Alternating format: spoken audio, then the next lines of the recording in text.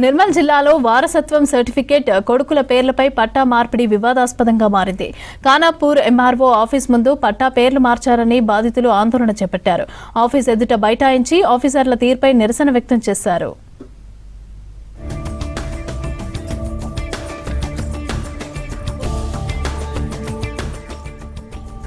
గోసంపల్లి గ్రామానికి చెందిన పెండం జనార్దన్ మృతి చెందడంతో అతని పేరుపై ఉన్న 222 సర్వే నెంబర్లో 48 గుంటల భూమిని కూతురుకు తెలియకుండా కుమారుల పేర్లపై పట్టా మార్పిడి చేశారు రెవెన్యూ అధికారులు. బాధ్యులైన ఎంఆర్ఓ ఆర్ఐలను వెంటనే సస్పెండ్ చేయాలని అన్నారు బాధితులు.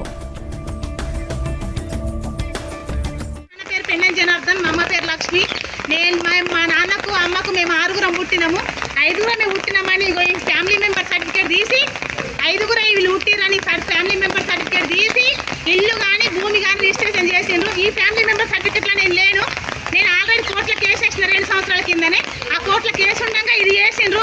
మేడం ఇది ఎందుకు చేసిండ్రు అని వచ్చి అడిగితే నేను కలెక్టర్ ఆఫీస్ దాకా పోయినా, ఇక్కడ దాకా వచ్చి అడిగినా కూడా ఇది మారది, ఇది జరగదు, ఇది ఇంతే, నువ్వు సెటిల్మెంట్ చేసుకోవాలని మమ్మల్ని భయపెడుతుంది, బెదిరిస్తుంది. ఆర్ఐ గారు కూడా అంతే భయపెడుతున్నారు.